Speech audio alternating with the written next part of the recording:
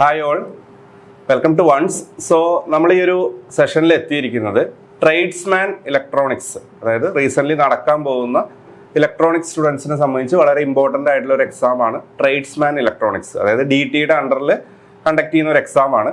So ആ ഒരു എക്സാമിലേക്ക് prepare ചെയ്യുന്ന സ്റ്റുഡൻസിന് വേണ്ടിയിട്ടുള്ള ഒരു സ്റ്റഡി പ്ലാനായിട്ടാണ് എത്തിയിരിക്കുന്നത്. സോ എൻ്റെ കൂടെ ഉള്ളത് അർച്ചന മിസ് ആണ്. സോ നമ്മൾ ഈ ഒരു സെഷനിൽ ഇൻ ഡീറ്റെയിൽഡ് ആയിട്ട് ഒരു 75 ഡേയ്സ് സ്റ്റഡി പ്ലാൻ ആണ് മെയിൻലി നമ്മൾ ഡിസ്കസ് ചെയ്യാൻ പോകുന്നത്. ഓക്കെ, സോ നമ്മൾ ഇതിന്റെ ഒരു കൺഫർമേഷൻ കൊടുക്കാനുള്ള ഒരു ടൈം പീരീഡ് ആണ് ഇപ്പോൾ. സോ ഇനിയും നമുക്കൊരു 2 to 3 months സ്റ്റാർട്ട് ചെയ്യാണ് കൺഫർമേഷൻ. സോ ആ ഒരു ടൈം പീരീഡ്, അതായത് നമുക്കൊരു ഏപ്രിൽ മെയ് ഒക്കെ ആയിട്ട് ഈ ഒരു എക്സാം എക്സ്പെക്ട് ചെയ്യാം. സോ ആ ഒരു എക്സാമിലേക്ക് നിങ്ങൾക്ക് പ്രിപ്പയർ ചെയ്യാനുള്ള ഒരു 75 ഡേയ്സ് സ്റ്റഡി പ്ലാൻ ആണ് നമ്മൾ മെയിൻ ആയിട്ടും ഡിസ്കസ് ചെയ്യുന്നത്. ഓക്കെ, ഇത് തന്നെ ഫോളോ ചെയ്യണമെന്നില്ല, നിങ്ങൾക്ക് കൺവീനിയന്റ് ആണെന്ന് തോന്നുന്ന രീതിയിൽ പ്രിപ്പയർ ചെയ്യാം. നമ്മൾ നമ്മുടെ സൈഡിൽ നിന്ന് യെസ്. അപ്പൊ ഇതുവരെ പ്രിപ്പയർ ചെയ്യാത്തവർക്കൊക്കെ വളരെ എഫക്റ്റീവ് ആയിട്ട് ഈ ഒരു സ്റ്റഡി പ്ലാൻ ഫോളോ ചെയ്ത് കഴിഞ്ഞാൽ ഈസി ആയിട്ട് എക്സാം ക്രാക്ക് ചെയ്യാവുന്നേ ഉള്ളൂ. സോ ഇതിന്റെ ഒരു കാറ്റഗറി നമ്പർ എന്ന് പറയുന്നത് 427/2023 ആണ്. സോ നമ്മൾ സെഷനിൽ എന്തൊക്കെയാണ് ഡിസ്കസ് ചെയ്ത് നോക്കാം. First all about the post, then next expected syllabus, 75 days study plan. Okay, അപ്പൊ ഇത്രയും കാര്യങ്ങളാണ് പോസ്റ്റ്, ഈ ഒരു പോസ്റ്റിനെ കുറിച്ചും പിന്നെ നമ്മൾ ഏത് സിലബസ് ഫോളോ ചെയ്യണം, അതുപോലെ തന്നെ ഒരു സ്റ്റഡി പ്ലാൻ നമ്മൾ ആൾറെഡി പറഞ്ഞ ആ ഒരു 75 ഡേയ്സ് സ്റ്റഡി പ്ലാൻ. അബൌട്ട് എന്ന് പറയുന്നത് നമുക്കറിയാം, ഇത് ഗസറ്റഡ് ഡേറ്റ് പബ്ലിഷ് ചെയ്തത് 30/10/2023 അതുപോലെ ലാസ്റ്റ് ഡേറ്റ് എന്ന് പറയുന്നത് എക്സാം അപ്ലൈ ചെയ്തതിന്റെ ലാസ്റ്റ് ഡേറ്റ് എന്ന് പറയുന്നത് 29/11/2023 ഇനി അതിന്റെ ഡിപ്പാർട്ട്മെന്റ് എന്ന് പറയുന്നത് ടെക്നിക്കൽ എഡ്യൂക്കേഷൻ ഡിപ്പാർട്ട്മെന്റിലേക്കാണ് ഈ ഒരു എക്സാം കണ്ടക്ട് ചെയ്യുന്നത്. പോസ്റ്റ് എന്ന് പറയുന്നത് ട്രേഡ്സ്മാൻ പോസ്റ്റ് ആണ്. പോസ്റ്റിന്റെ പേര് ട്രേഡ്സ്മാൻ ആണ്. സാലറി അട്രാക്റ്റീവ് ആയിട്ടുള്ള സാലറി സ്കെയിലാണ് കൊടുത്തേക്കുന്നത്. 26,500 to 60,700 ആണ് ഇതിന്റെ ഒരു സ്കെയിൽ ഓഫ് പേ എന്ന് പറയുന്നത്. ദെൻ ഇത് സ്റ്റേറ്റ് വൈഡ് ആണ് വിളിച്ചിരിക്കുന്നത്. അപ്പൊ കഴിഞ്ഞ പ്രാവശ്യം എനിക്ക് തോന്നുന്നു എക്സാം ഡിസ്ട്രിക്ട് വൈസ് ആയിരുന്നു, ജില്ലാടിസ്ഥാനത്തിലായിരുന്നു എക്സാം നടന്നിരുന്നത്. പക്ഷെ ഇപ്രാവശ്യം സ്റ്റേറ്റ് വൈഡ് ആണ്. അപ്പോൾ PSC ഇതിന്റെ നോട്ടിഫിക്കേഷന് കൂടെ തന്നെ അതിന്റെ വേക്കൻസി കൊടുത്തിട്ടുണ്ട്. സോ നിങ്ങൾക്ക് ഇവിടെ കാണാം. സോ ഇലക്ട്രോണിക്സിന്റെ വേക്കൻസി എന്ന് പറയുന്നത് 20 വേക്കൻസീസ് റിപ്പോർട്ട് ചെയ്തിട്ടുണ്ട് കറന്റ്ലി. അപ്പൊ ഇനിയിപ്പോ എക്സാം നടന്ന് റാങ്ക് ലിസ്റ്റ് വന്ന് 3 വർഷം കാലാവധി ഒക്കെ ഉണ്ട്. അപ്പോൾ വീണ്ടും ഇൻക്രീസ് ചെയ്യാനുള്ള ചാൻസ് ഉണ്ട്. ഓക്കെ, സോ ഇതിലേക്ക് പ്രിപ്പയർ ചെയ്യാൻ നമ്മൾ ആൾറെഡി പറഞ്ഞു, കഴിഞ്ഞ എക്സാം എന്ന് പറയുന്നത് ജില്ലാടിസ്ഥാനത്തിൽ ഡിസ്ട്രിക്ട് വൈസ് ആയിരുന്നു, ജില്ലാടിസ്ഥാനത്തിലായിരുന്നു. സോ അതിന്റെ ഒരു സിലബസ് തന്നെയാണ് നമ്മൾ ഒരു എക്സ്പെക്ടഡ് സിലബസ് ആയിട്ട് എടുത്ത് പ്രിപ്പയർ ചെയ്യേണ്ടത്.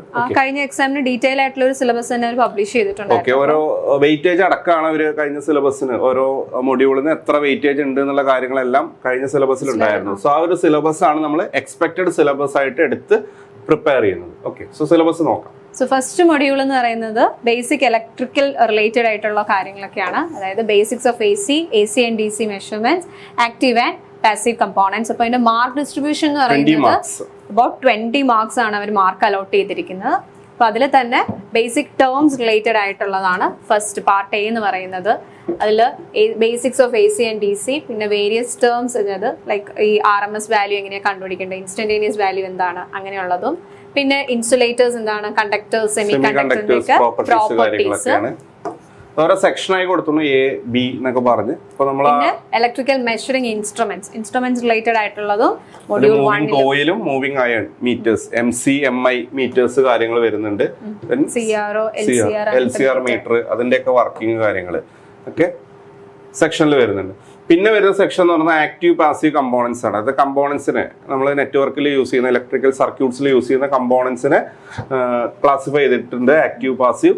അതിൽ നമ്മൾ ഓംസ് ലോ എന്താണ്, കിർച്ചോഫ് ലോ, റെസിസ്റ്റേഴ്സ്, അതിൽ ഡിഫറെന്റ് ടൈപ്സ് ഓഫ് റെസിസ്റ്റേഴ്സ്, അതിന്റെ സ്പെസിഫിക്കേഷൻ കാര്യങ്ങൾ, കൺസ്ട്രക്ഷൻ, അതുപോലെ തന്നെ കളർ കോഡിങ് എങ്ങനെയാണ്, അതിന്റെ പവർ റേറ്റിംഗ് ഒക്കെ, അതുപോലെ തന്നെ റെസിസ്റ്റൻസ് സീരീസ് ആയിട്ട് കണക്ട് ചെയ്ത് കഴിഞ്ഞാൽ ഇക്വലന്റ് എന്തായിരിക്കും, അതുപോലെ തന്നെ RLC സർക്യൂട്ട്സ് കാര്യങ്ങളൊക്കെ വരുന്നുണ്ട്. അതുപോലെ തന്നെ റെസിസ്റ്റൻസിന്റെ കൂടെ തന്നെ ഇൻഡക്ടൻസ്, അതിന്റെയും ഇതുപോലെ തന്നെ ക്ലാസിഫിക്കേഷൻ, അത് സീരീസ് പാരലൽ വന്നു കഴിഞ്ഞാൽ എങ്ങനെ, കപ്പാസിറ്റൻസ്, അതിന്റെ സീരീസ് പാരലൽ കോമ്പിനേഷനിൽ ഇഫക്റ്റീവ് വാല്യൂ എന്തായിരിക്കും, അതുപോലെ തന്നെ RC circuit, RL circuit, RLC അതിന്റെ series parallel, resonance condition, so what is A condition for resonance, power factor എന്താണ്, അങ്ങനത്തെ ടേംസ് ഒക്കെയാണ് വരുന്നത്.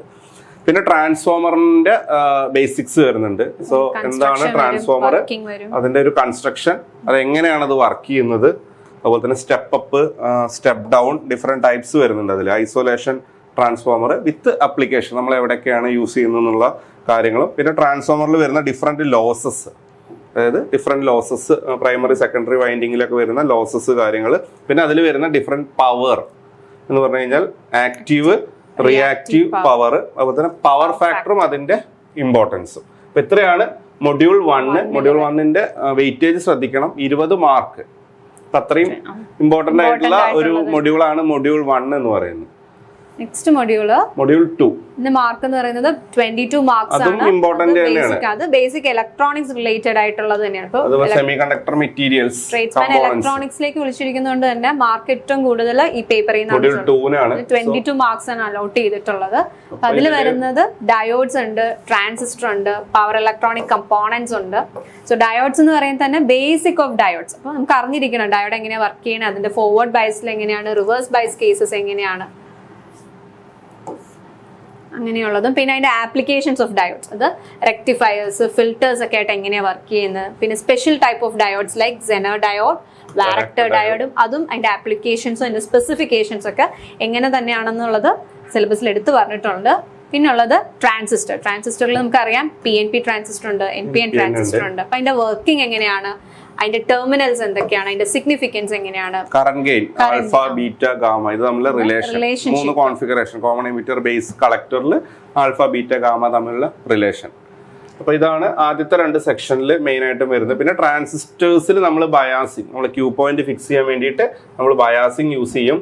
സോ ആ ബയാസിങ്ങിനെ കുറിച്ച് പഠിക്കാനുണ്ട്. പിന്നെ ട്രാൻസിസ്റ്റേഴ്സിന്റെ അപ്ലിക്കേഷൻ, മെയിൻ ആയിട്ട് നമ്മൾ 2 ആപ്ലിക്കേഷനാണ് ട്രാൻസിസ്റ്റർ യൂസ് ചെയ്യുന്നത്. ഒന്ന് സ്വിച്ചും പിന്നെ ആംപ്ലിഫയർ. പിന്നെ ട്രാൻസിസ്റ്ററിൽ നമ്മൾ 3 configuration, common emitter base collector. അപ്പൊ അതിന്റെയൊക്കെ ഇൻപുട്ട് ഔട്ട്പുട്ട് ക്യാരക്ടറിസ്റ്റിക്സ്, വോൾട്ടേജും കറണ്ടും തമ്മിലുള്ള ഇൻപുട്ട് സൈഡിലും ഔട്ട്പുട്ട് സൈഡിലുള്ള ക്യാരക്ടറിസ്റ്റിക്സ്, പിന്നെ അതിന്റെ റേറ്റിംഗ് കാര്യങ്ങൾ, ഇത്രയാണ് ട്രാൻസിസ്റ്റർ സെക്ഷനിൽ വരുന്നത്. പിന്നെ പവർ ഇലക്ട്രോണിക്സ് സെക്ഷനാണ്. പവർ ഇലക്ട്രോണിക്സ് കമ്പോണൻസ്, സ്വിച്ചസിനെ കുറിച്ചൊക്കെയാണ്. സോ അതിൽ മെയിൻലി FET, JFET, അപ്പോൾ BJT ഉള്ള ഒരു കമ്പാരിസൺ. ഇപ്പൊ FETയും BJT തമ്മിലുള്ള ഒരു കമ്പാരിസൺ, നമുക്ക് ഡയറക്റ്റ് ക്വസ്റ്റ്യൻസ് നമുക്ക് എക്സ്പെക്ട് ചെയ്യാം. So what is the purpose of using gate, ബേസിന് പകരം നമ്മളിവിടെ ഗേറ്റ് ആണ് ഉപയോഗിക്കുന്നത്. അതുപോലെ തന്നെ ഡ്രെയിൻ ഉണ്ട്, സോഴ്സ് ഉണ്ട്. അപ്പൊ ഈ ടെർമിനൽസും അതിന്റെ സിഗ്നിഫിക്കൻസ്, പിന്നെ ഡിഫറെന്റ് വോൾട്ടേജ്, കറന്റ് ടേംസ് ഒക്കെ വരുന്നുണ്ട്. പിന്നെ electronic power electronics components, SCR, triac, diac, unijunction transistor, അതായത് UJT ഒക്കെ വരുന്നുണ്ട്.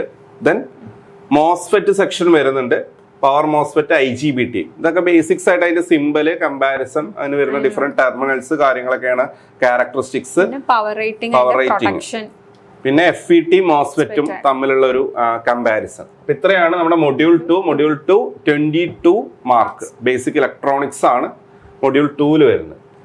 മൊഡ്യൂൾ 3 ആംപ്ലിഫയേഴ്സ് ആൻഡ് ഓസിലേറ്റേഴ്സ് ആണ്. അതും ഒരു 8 മാർക്കാണ് വെയിറ്റേജ്. അപ്പൊ അതിൽ ആംപ്ലിഫയേഴ്സ് നോക്കാം. സോ ആംപ്ലിഫയേഴ്സ് എന്ന് പറഞ്ഞു കഴിഞ്ഞാൽ നമ്മൾ അതിൽ ബയാസിങ് യൂസ് ചെയ്ത് ക്യൂ പോയിന്റ് നമ്മൾ ആക്റ്റീവ് റീജിയന്റെ മിഡിലിൽ ഫിക്സ് ചെയ്തിട്ടാണ് നമ്മൾ ഇൻപുട്ട് അപ്ലൈ ചെയ്യുന്നത്. സോ ആംപ്ലിഫയർ ആയിട്ട് വർക്ക് ചെയ്യും. സോ ട്രാൻസിസ്റ്റർ ബയാസിങ് സർക്യൂട്ട്സും പിന്നെ ക്യൂ പോയിന്റ് ഫിക്സ് ചെയ്യാനുള്ള സ്റ്റെബിലൈസേഷൻ ടെക്നിക്കും.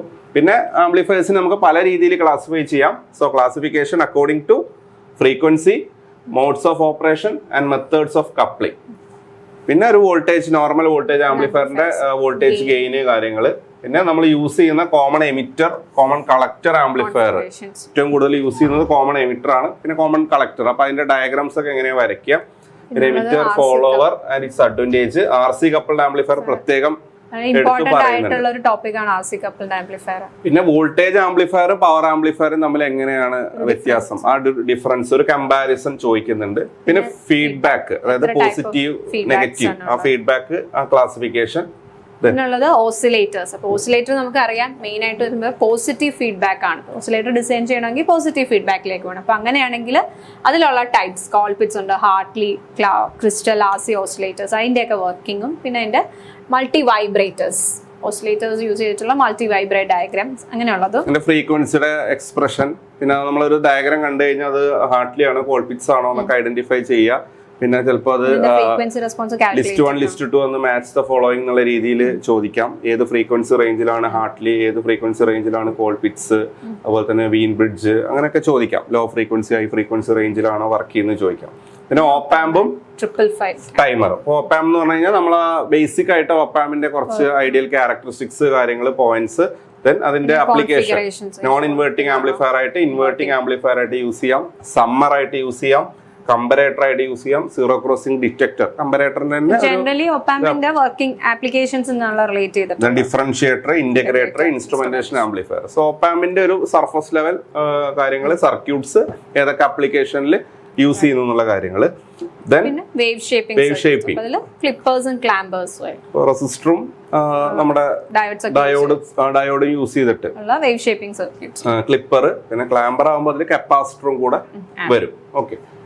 ദെൻ മൊഡ്യൂൾ 4 അതില് ഇൻട്രൊഡക്ഷൻ ടു ഡിജിറ്റൽ ഇലക്ട്രോണിക്സ് ആണ്. അതിന്റെ മാർക്ക് എന്ന് പറയുന്നത് 15 മാർക്സ്. നല്ല വെയിറ്റേജ് ഉള്ള പേപ്പർ തന്നെയാണ് ഡിജിറ്റൽ ഇലക്ട്രോണിക്സ്. അപ്പൊ അതില് ലോജിക് ഗേറ്റ്സ് ഉണ്ട്, കോമ്പിനേഷണൽ ലോജിക് സർക്യൂട്ട്സ് ഉണ്ട്, പിന്നെ flip flops, then counters and shift registers. ഇപ്പൊ ലോജിക് ഗേറ്റ്സ് എന്ന് പറയുമ്പോൾ ബേസിക് ഗേറ്റ്സ് യൂസ് ചെയ്തിട്ടുള്ള ഡിസൈനിങ് കാര്യങ്ങളും, അതേപോലെ ലോജിക് ഫാമിലീസിനെ കുറിച്ചാണ് കൂടുതൽ. അപ്പൊ അതിന്റെ കമ്പാരിസൺ, അതിന്റെ വർക്കിംഗ് എങ്ങനെയാണെന്നുള്ളത്, number system, decimal, hexadecimal, binary, octal, ASCII code എന്താണ്, BCD എന്താണ്, അതിന്റെ കൺവേർഷൻ ഒക്കെ ചോദിക്കാം. അങ്ങോട്ടും ഇങ്ങോട്ടും കൺവേർട്ട് ചെയ്യാം. കോമ്പിനേഷൻ സർക്യൂട്ട് വരുമ്പോഴത്തേക്കും half adder, full adder, comparators, subtractor. ഒരു ഹാഫ് ആഡർ ഇംപ്ലിമെന്റ് ചെയ്യണമെങ്കിൽ എത്ര ഗേറ്റ്സ് വേണം, അല്ലെങ്കിൽ ഒരു ഫുൾ ആഡർ എത്ര ഹാഫ് ആഡർ വെച്ചിട്ട് ഇംപ്ലിമെന്റ് ചെയ്യാം, അങ്ങനത്തെ കാര്യങ്ങളൊക്കെ ഡയറക്റ്റ് ക്വസ്റ്റൻ ആയിരിക്കും. ദെൻ പിന്നെ മക്സ് അതിൽ വരുന്നുണ്ട്, മക്സ്, ഡിമക്സ് കാര്യങ്ങൾ വരുന്നുണ്ട്. അതുപോലെ തന്നെ എൻകോഡർ, ഡീകോഡർ സെക്ഷൻ വരുന്നുണ്ട്. Then flip flop, different types of latch flip flop, ഒരു കമ്പാരിസൺ പോലെയുള്ളതും, പിന്നെ ബേസിക് ആയിട്ടുള്ള ഫ്ലിപ്പ് ഫ്ലോപ്സിന്റെ ഒക്കെ D, JK, T flip flop. അപ്പൊ ആ ഒരു ഫ്ലിപ്പ് ഫ്ലോപ്പിന്റെ ഒക്കെ ട്രൂത്ത് ടേബിൾ കാര്യങ്ങൾ, വർക്കിംഗ് കാര്യങ്ങൾ എങ്ങനെയാണെന്നൊക്കെ ബേസിക്സ് ആണ് പറയുന്നത്. പ്രത്യേകം ഒരു ബേസിക് ഇതാണ് പറയുന്നത്. Then counters, shift registers. അപ്പൊ ഫ്ലിപ്പ് ഫ്ലോപ്പ് അറിയാമെങ്കിൽ അതിന്റെ ഇംപ്ലിമെന്റേഷൻ ആണല്ലോ കൗണ്ടേഴ്സും ഷിഫ്റ്റ് രജിസ്റ്റേഴ്സും. അപ്പം അതിന്റെ ബേസിക്സ് തന്നെയാണ് പറഞ്ഞിട്ടുള്ളത്. ജസ്റ്റ് എന്തൊക്കെയാണെന്ന് അറിഞ്ഞിരുന്നാൽ മതി. Basics of register, types, application of registers. അതിന്റെ വെയിറ്റേജ് എന്ന് പറയുന്നത് 15 മാർക്ക് ആയിരുന്നേ. മൊഡ്യൂൾ 4 ഡിജിറ്റലിന്റെ എന്ന് പറയുന്നത് സെമികണ്ടക്ടർ റിലേറ്റഡ് ആയിട്ട് 22 മാർക്സ്. ഇലക്ട്രോണിക്സ്, ഡിജിറ്റൽ ഇലക്ട്രോണിക്സ് ആണ്, അത് 15 മാർക്ക്. ഓക്കെ. ഇനി മൊഡ്യൂൾ 5ലേക്ക് പോവുകയാണെങ്കിൽ computer, hardware and networking. Okay. Relatively weightage കുറവാണ്, 5 മാർക്കാണ്. സോ അതിൽ 3 സെക്ഷൻ ആയിട്ട് കൊടുത്തിട്ടുണ്ട്. ഒന്ന് basic blocks of computer related ആയിട്ടുള്ള കുറച്ച് ടോപ്പിക്, ഹാർഡ്വെയറും സോഫ്റ്റ്വെയർ റിലേറ്റഡ്, അതായത് IO ഡിവൈസസ് ഏതൊക്കെയാണ്, അതുപോലെ തന്നെ different types of printers, DVD, HDD, അതുപോലെ തന്നെ various ports in the computer. ഇതൊക്കെ ഒരു ജനറൽ ആയിട്ടുള്ള ഒരു ഐഡിയ ഉണ്ടെങ്കിൽ നിങ്ങൾക്ക് ആൻസർ ചെയ്യാവുന്നേ ഉള്ളൂ. പിന്നെ നമ്മുടെ വേർഡ് പ്രോസസിംഗ് സെക്ഷൻ ആണ് പിന്നെ വരുന്നത്. MS വേർഡ്, അതിന്റെ അതുമായി റിലേറ്റ് ചെയ്തിട്ടുള്ള എക്സൽ, കുറച്ച് ബേസിക്സ് ആയിട്ടുള്ള എങ്ങനെ ഡാറ്റ എൻട്രി, ഫോർമുലാസ് ഒക്കെ എങ്ങനെ യൂസ് ചെയ്യാം, data moving, operation, formatting, calculation, printing, worksheet, അങ്ങനത്തെ കാര്യങ്ങളൊക്കെയാണ് വരുന്നത്. Then computer networking. അപ്പൊ നെറ്റ്വർക്കിംഗിൽ മെയിൻ ആയിട്ടും നെറ്റ്വർക്കിംഗ് പ്രോട്ടോകോൾസ് വരുന്നുണ്ട്, TCP, IP, star topology, mesh, അങ്ങനെയുള്ള ടോപ്പോളജീസിന്റെ ഒക്കെ ജസ്റ്റ് ബേസിക്സ് അറിയാം. പിന്നെ അങ്ങനത്തെ പ്രോട്ടോകോൾസ് വരുന്നുണ്ട്, TCP, IP പ്രോട്ടോകോൾസ് ഉണ്ട്. പിന്നെ different types of cables, coaxial cable കാര്യങ്ങളൊക്കെയാണ് വരുന്നത്. അപ്പോൾ മൊഡ്യൂൾ 5 ഇത്രയാണല്ലോ. Next module 6 electrical protective devices and control circuits. ഇതും 5 മാർക്കാണ് പറഞ്ഞിട്ടുള്ളത്. പ്രൊട്ടക്റ്റീവ് എന്ന് പറയുമ്പോൾ നമുക്കറിയാം എന്താണ്, ഫ്യൂസ് ആണ്. ഓക്കെ. സോ ഫ്യൂസ് ആകുമ്പോൾ necessity, what is a necessity of fuse, ഫ്യൂസിന്റെ rating, different types of fuse കാര്യങ്ങളൊക്കെയാണ് അതിൽ വരുന്നത്. പിന്നെ കൺട്രോൾ സർക്യൂട്ട്സിൽ നമ്മൾ മോട്ടോർ സെക്ഷനാണ് വരുന്നത്. ഇൻഡക്ഷൻ മോട്ടറാണ് വരുന്നത്, സിംഗിൾ ഫേസ് ഇൻഡക്ഷൻ മോട്ടർ. അതിന്റെ സിങ്ക്രോണസ് സ്പീഡ് എന്താണ്, സ്ലിപ്പ് എന്താണ്, അതിന്റെ ഫോർമുല എന്താണ്, റോട്ടർ ഫ്രീക്വൻസി കാൽക്കുലേറ്റ് ചെയ്യാനുള്ള ഫോർമുല എന്താണ്, ജസ്റ്റ് സർഫസ് ലെവൽ ആ ഫോർമുലാസ് കാര്യങ്ങൾ അത് എന്താന്നുള്ള ഒരു ഐഡിയ മതി. ഇൻ കേസ് ഒരു പ്രോബ്ലം ചോദിക്കുകയാണെങ്കിൽ ഡയറക്റ്റ് സബ്സ്റ്റിറ്റ്യൂട്ട് ചെയ്ത് ചെയ്യാം. 5 മാർക്സ് ഉള്ളൂ. സ്കിപ്പ് ചെയ്യരുത്, ഇത് ഇമ്പോർട്ടന്റ് ആണ് ഈ ടോപ്പിക്സ് എന്ന് പറയുന്നത്. മൊഡ്യൂൾ 7 കമ്മ്യൂണിക്കേഷൻ ഇലക്ട്രോണിക്സ് ആണ്. അതും 10 മാർക്കിന് ചോദിക്കുന്നുണ്ട്. അതിൽ 2-3 സെക്ഷൻ ഉണ്ട്. റേഡിയോ വേവ് പ്രൊപ്പഗേഷൻ, പിന്നെ നമ്മുടെ AMFM, PM ആ സെക്ഷൻ ഒക്കെ വരുന്നുണ്ട്. ഫൈബർ ഒപ്റ്റിക്സും വരുന്നുണ്ട്. റേഡിയോ വേവിൽ എന്ന് പറയുമ്പോൾ അതിന്റെ പ്രിൻസിപ്പിൾ ഫേഡിങ് അങ്ങനെയുള്ളത്, പിന്നെ നീഡ് ഫോർ മോഡുലേഷൻ, അതിൻ്റെ അകത്ത് തന്നെ ഫണ്ടമെന്റൽസ് ഓഫ് ആന്റിനാസ് ഉണ്ട്. പിന്നെ ഡിഫറെന്റ് മോഡുലേഷൻ AM-ഉം FM-ഉം PM-ഉം അതിന്റെ മോഡുലേഷൻ മെക്കാനിസവും ഡീമോഡുലേഷൻ മെക്കാനിസവും. അതേപോലെ തന്നെ SSB single side career suppress ചെയ്ത് കഴിഞ്ഞാലുള്ള സെക്ഷൻ SSB DSP ഉണ്ട്. പിന്നെ ജനറേഷൻ ഡിറ്റക്ഷൻ, പിന്നെ ഡിജിറ്റൽ മോഡുലേഷൻ, അനലോഗ് കഴിഞ്ഞ ഡിജിറ്റൽ മോഡുലേഷൻ, അതിൽ സാമ്പിളിങ്, ക്വാണ്ടൈസേഷൻ, എൻകോഡിങ് കാര്യങ്ങൾ വരുന്നുണ്ട്. ദെൻ മൾട്ടിപ്ലെക്സിങ്, ഡീമൾട്ടിപ്ലെക്സിങ് കൺസെപ്റ്റ് അതും വരുന്നുണ്ട്. ദെൻ ഫൈബർ ഒപ്റ്റിക് കമ്മ്യൂണിക്കേഷൻ ആണ്. അതിൽ ഒപ്റ്റിക്കൽ ഫൈബറും അതിന്റെ ഒരു കോർ ക്ലാഡിംഗ്, എങ്ങനെയാണ് റിഫ്രാക്റ്റീവ് ഇൻഡെക്സ് കാര്യങ്ങൾ വരുന്നത്, പിന്നെ അതിലൂടെ ലൈറ്റിന്റെ പ്രൊപ്പഗേഷൻ, ടോട്ടൽ ഇന്റേണൽ റിഫ്ലക്ഷൻ കാര്യങ്ങള്, different losses in optical fibre കമ്മ്യൂണിക്കേഷനിലുള്ള ലോസസ് കാര്യങ്ങള് ഒക്കെയാണ് മൊഡ്യൂൾ 7. അത്യാവശ്യം വെയിറ്റേജ് ഉണ്ട്, 10 മാർക്ക് വെയിറ്റേജ് വരുന്നുണ്ട്. ഓക്കെ. മൊഡ്യൂൾ 8 മൈക്രോ കൺട്രോളർ ആണ്. അതിൽ പ്രത്യേകം അവർ പറയുന്നുണ്ട് ഏതാണ് 8051 ആണ്, 5 മാർക്ക്. അതിൽ 2 സെക്ഷൻ ഉണ്ട്. ആദ്യത്തെ സെക്ഷനിൽ ഇൻട്രൊഡക്ഷൻ ഏതിന്റെ മൈക്രോ പ്രോസസർ 8051. അപ്പോൾ അതിൽ ആർക്കിടെക്ചർ, അതിന്റെ പിൻ ഡീറ്റെയിൽസ്, ബസ് സിസ്റ്റം, പിന്നെ different ICs used in the micro controller kit, അതുപോലെ തന്നെ കൺട്രോളറും പ്രോസസറും തമ്മിലുള്ള comparison, micro processor micro controller comparison വരും. ദെൻ പിന്നെ interfacing of memory to the micro controller, memory എങ്ങനെ ഇന്റർഫേസ് ചെയ്യുക, അപ്പൊ അതിനുള്ള ചെറിയ പ്രോട്ടോകോൾസ് ഉണ്ടാവും. അതൊക്കെ എങ്ങനെയാണെന്നാണ് ഇതിൽ പറയുന്നത്, മൊഡ്യൂൾ 8 പറയുന്നത്. അപ്പൊ അതിന്റെ വെയിറ്റേജ് എന്ന് പറയുന്നത് 5 മാർക്സ് ആണ് അതിന്റെ വെയിറ്റേജ്. ഓക്കെ. ദെൻ മൊഡ്യൂൾ 9 നോക്കുകയാണെങ്കിൽ sensors, transducers and applications, 5 mark. അപ്പൊ ആദ്യത്തെ സെക്ഷനിൽ എന്താണ് basics of passive active transducers, അതിന്റെ റോൾ എന്താണ്, ക്യാരക്ടറിസ്റ്റിക്സ്. ഓക്കെ. ദെൻ തെർമിസ്റ്റർ അല്ലെങ്കിൽ തെർമോകപ്പിൾസ്, അതിന്റെ ഒരു ബേസിക് പ്രിൻസിപ്പിൾ, വർക്കിംഗ് കാര്യങ്ങൾ, ഓപ്പറേറ്റിംഗ് റേഞ്ച്, അതിന്റെ അഡ്വാൻറ്റേജ് കാര്യങ്ങൾ വരുന്നുണ്ട്. ദെൻ സ്ട്രെയിൻ ഗേജ്, അതിന്റെ പ്രിൻസിപ്പിൾ, ഗേജ് ഫാക്ടർ, അങ്ങനത്തെ കുറച്ച് terms, then different types of strain gauges. ഇത്രയാണ് മൊഡ്യൂൾ 9 5 മാർക്കാണ് വെയിറ്റേജ്. ദെൻ മൊഡ്യൂൾ 10 എന്ന് പറയുമ്പോൾ അതിൽ SMBS, inverter, UPS and solar power. അപ്പോൾ റിന്യൂവബിൾ എനർജി സിസ്റ്റം ആയിട്ട് കൺസിഡർ ചെയ്യുന്ന ഇതിനെ പറ്റിയിട്ടാണ് മൊഡ്യൂൾ 10 പറയുന്നത്. 5 മാർക്സിനാണ് ചോദിച്ചിട്ടുള്ളത്. ചെറിയ ഏരിയസ് ആണ്. ഫസ്റ്റ് SMBS വരുന്നുണ്ട്, ദെൻ ഇൻവെർട്ടർ വരുന്നുണ്ട്, B സെക്ഷൻ, ദെൻ UPS വരുന്നുണ്ട്, then 4th section solar power. SMBS ആകുമ്പോൾ സ്വിച്ച്ഡ് മോഡ് പവർ സപ്ലൈ ആണ്. വർക്കിംഗ് പ്രിൻസിപ്പിൾ, അതിൽ various types of chopper circuit, നമ്മൾ യൂസ് ചെയ്യുന്ന ചോപ്പർ സർക്യൂട്ട്. ദെൻ ഇൻവെർട്ടർ, അതിന്റെ പ്രിൻസിപ്പിൾ ഓഫ് ഓപ്പറേഷൻ, അതിന്റെ rating എങ്ങനെയാണ്. UPS, അതിൽ types of UPS, offline UPS, online UPS, line interactive UPS and their comparison, UPSന്റെ specifications.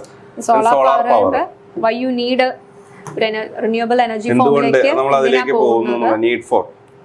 പിന്നെ solar energy as a renewable source, പിന്നെ materials used for solar cells ഒക്കെ prepare ചെയ്യണമെങ്കിലുള്ള material എന്തൊക്കെ type ആണ്. പിന്നെ principle of conversion, solar light എങ്ങനെ electricity ആയിട്ട്, ഇപ്പൊ നമ്മൾ ഏറ്റവും കൂടുതലായിട്ട് യൂസ് ചെയ്യുന്ന ഒരു റിസോഴ്സ് ആണ് ഈ സോളാർ എന്ന് പറയുന്നത്. സോ അതിന്റെ ഒരു കൺവേർഷൻ.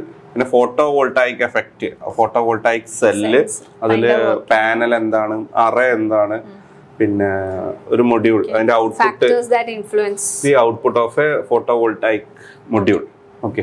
ഇത്രയാണ് മൊഡ്യൂൾ 10. അപ്പൊ സിലബസ് നമ്മളിപ്പോ കണ്ടു, 10 മൊഡ്യൂളായിട്ട് ഡിവൈഡ് ചെയ്തിട്ടുണ്ട്. വെയിറ്റേജ് അവർ സ്പെസിഫൈ ചെയ്ത് പറഞ്ഞിട്ടുണ്ട്. നമ്മൾ ആ വെയിറ്റേജിന്റെ കാര്യം പ്രത്യേകം ശ്രദ്ധിക്കണം. അപ്പൊ നമ്മളിത് പ്രിപ്പയർ ചെയ്യുമ്പോൾ ആ വെയിറ്റേജിനും കൂടെ ഇമ്പോർട്ടൻസ് കൊടുത്തിട്ട് വേണം നമ്മൾ ഡേയ്സ് അലോട്ട് ചെയ്യാനും. അപ്പൊ നല്ല വെയിറ്റേജ് ഉള്ള സബ്ജക്ട്സ് നമ്മൾ അതിനനുസരിച്ച് പ്രിപ്പയർ ചെയ്യുന്ന രീതിയിൽ നമുക്ക് ജസ്റ്റ് അത് എങ്ങനെയാണെന്നൊന്നും ഞങ്ങൾ നോക്കാം. സോ നമ്മള് ഇതിലിപ്പോ ഒരു PSC സിലബസിന്റെ കേസിൽ പറയുന്നത് ഇതുമായി റിലേറ്റ് ചെയ്തിട്ടുള്ള വേറെ ഏരിയാസും അതുമായി അതർ ടോപ്പിക്സിനും ക്വസ്റ്റ്യൻസ് ചോദിക്കാം എന്നുള്ള ഒരു അണ്ടർടേക്കിംഗ് അവർ പറയുന്നുണ്ട്. ദെൻ ഏറ്റവും ഇമ്പോർട്ടന്റ് ആയിട്ട് നമുക്ക് നോക്കാനുള്ളത് 75 ഡേയ്സിൽ നമുക്ക് ഇത് എങ്ങനെ പ്രിപ്പയർ ചെയ്യാം. ഇത്രയും സിലബസ്, ഇത്രയും സബ്ജക്ട്സ് ഇനിയുള്ള ഒരു ഡേയ്സ്, ഒരു ഇതുവരെ നിങ്ങൾ പ്രിപ്പയർ ചെയ്ത് തുടങ്ങിയിട്ടില്ലെങ്കിൽ നിങ്ങൾക്ക് ഈ ഒരു സ്റ്റഡി പ്ലാൻ യൂസ് ചെയ്തിട്ട് ഇനി എങ്ങനെ ഈ ഒരു 75 ഡേയ്സിൽ എക്സാം ക്രാക്ക് ചെയ്യാം എന്നുള്ളതാണ് നമ്മൾ പറയുന്നത്. ഓക്കെ. അപ്പൊ നമ്മൾ ചെയ്തിരിക്കുന്നത് സബ്ജക്ട്സും അതിന് നമ്മൾ കുറച്ച് ഡേയ്സും അലോട്ട് ചെയ്തിരിക്കുകയാണ്. അപ്പൊ ടോട്ടൽ അലോട്ട് ചെയ്തേക്കുന്ന ഡേറ്റ്സ് എന്ന് പറഞ്ഞാൽ 75 ആണ്. അപ്പൊ നമ്മൾ ഈ ഒരു എക്സാം എഴുതുന്നതിന് മുമ്പായിട്ട് സ്റ്റാർട്ട് ചെയ്യുന്നതിന് മുമ്പ് പ്രീവിയസ് ക്വസ്റ്റ്യൻ പേപ്പർ നമ്മളൊന്ന് കളക്ട് ചെയ്യണം, അനലൈസ് ചെയ്യുന്നതായിരിക്കും നല്ലത്. അപ്പൊ ഡിസ്ട്രിക്ട് വൈസ് ആണ് നടന്നത് എന്ന് പറഞ്ഞു. അപ്പൊ ആ ക്വസ്റ്റ്യൻ പേപ്പർ ഒന്ന് കളക്ട് ചെയ്തപ്പോ നിങ്ങൾ ജസ്റ്റ് ഒന്ന് എല്ലാ സബ്ജക്ട്സും പഠിക്കുന്നതിന് മുമ്പായിട്ട് ആ ക്വസ്റ്റ്യൻസിലൂടെ പോവുക. അപ്പൊ ഏത് ലെവലിലാണ് ക്വസ്റ്റ്യൻസ് ചോദിച്ചിരിക്കുന്നതെന്ന് മനസ്സിലാക്കാം. അപ്പൊ നല്ല ടഫ് ലെവലാണോ അതോ നിങ്ങൾക്ക് ഡയറക്റ്റ് ഒരു MCQ പെട്ടെന്ന് തിയറി ആൻസർ ചെയ്ത് പോകാവുന്ന രീതിയിലാണോ അതോ പ്രോബ്ലംസ് ആണോ കൂടുതൽ ചോദിച്ചിരിക്കുന്നത് ഒരു ഐഡിയ കിട്ടാൻ ക്വസ്റ്റ്യൻ പേപ്പർ അനാലിസിസ് ചെയ്യാം. അതിന് വേണ്ടിയിട്ട് നമ്മളൊരു 4 days, അപ്പൊ മാക്സിമം പ്രീവിയസ് ഈ ഒരു പോസ്റ്റിലേക്ക് നടന്നിട്ടുള്ള ക്വസ്റ്റ്യൻ പേപ്പർ അതിന് മുമ്പും എക്സാംസ് നടന്നിട്ടുണ്ട്. ആ ക്വസ്റ്റ്യൻ പേപ്പേഴ്സ് ഒക്കെ നിങ്ങൾക്ക് മാക്സിമം കളക്ട് ചെയ്ത് അനലൈസ് ചെയ്ത് നിങ്ങൾക്ക് ഒരു ഐഡിയ കിട്ടും. അതിനുവേണ്ടി നമ്മളൊരു 4 days അലോട്ട് ചെയ്തിട്ടുണ്ട്.